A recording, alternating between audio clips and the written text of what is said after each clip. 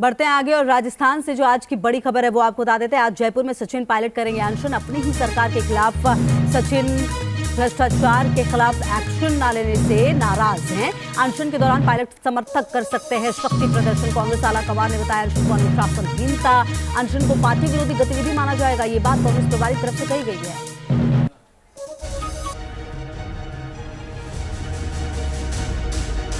राजस्थान में सियासी रार, कांग्रेस में आर पार।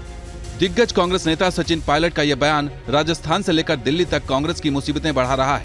सरकार जब बनी है तो पार्टी की सरकार बनी है, तो इसलिए मैं चाहता हूं जो हम बोल रहे हैं सदन के अंदर बोल रहे हैं, जांच का विषय है, जांच का विषय है, जांच का विषय है। कितनी बार मैंने बोला, कितनी बार गहलोत साहब ने बोला, तो उस पर तो हमें कार्रवाई करनी की अभी तक नहीं करी। ये बहुत बड़ा सवाल है। 2018 के चुनाव में सचिन पायलट अशोक गहलोत से सीएम बनने की रेस में पिछड़ गए थे। तब से लेकर आज तक राजस्थान में कांग्रेस अंदरूनी उठापटक झेल रही है। चुनाव से 8 महीने पहले सचिन पायलट के ये तेवर बता रहे हैं कि वो आर पार के मूड में है।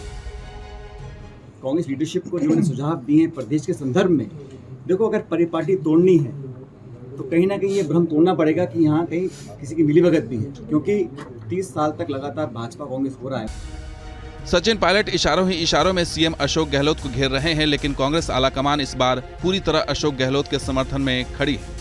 राजस्थान कांग्रेस प्रभारी सुखजिंदर सिंह रंधावा ने इस धरने को अनुशासनहीनता बताकर पायलट समर्थकों के गुस्से को भड़का दिया है।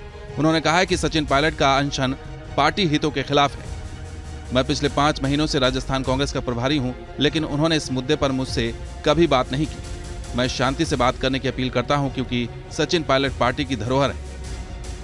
कांग्रेस आलाकमान के इस रुख से जाहिर है कि सचिन पायलट के पास विकल्प सीमित है। ऐसे में सवाल उठता है कि पायलट का अगला कदम क्या होगा। क्या वो कांग्रेस छोड़कर बीजेपी में शामिल होंगे? क्या पायलट क्षेत्रीय दल बनाएंगे? क्या वो कांग्रेस में रहकर ही दबाव बनाते रहेंगे और अपनी बारी का इंतजार करेंगे? पायलट की अगली रणनीति पर सस्पेंस कायम है, इसलिए इस मामले में कांग्रेस आलाकमान फूंक फूंक कर कदम उठा रहा है। लेकिन पार्टी में कई नेता सचिन पायलट के ऐलान को सही बता रहे हैं। या तो आप हमेशा चुप बैठे रहो, तो जो हो रहा है होने दो। कल कान पकड़ के पब्लिक आपको बाहर करेगी, पार्टी को ही नुकसान होगा ना, पार्टी ही तो हारेगी। तो एक समय के अंदर, प्रजातंत्र के अंदर, ये नहीं है कि मुंह नहीं खोलना, बात ही नहीं करना। किस तरीके से करना वो बात अलग है, एक दायरा उसका चुन के करना वो बात अलग है।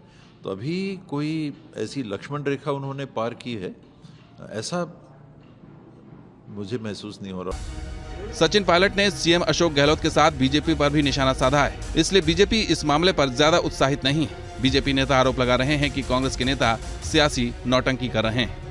जनता ने आपको विकास का मौका दिया, झूठ फरेब बोलकर ही सही, भ्रम से ही सही आपको मौका दिया था।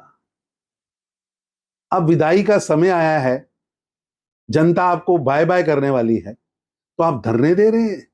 पहले भी लड़ाई झगड़ों में समय बर्बाद किया।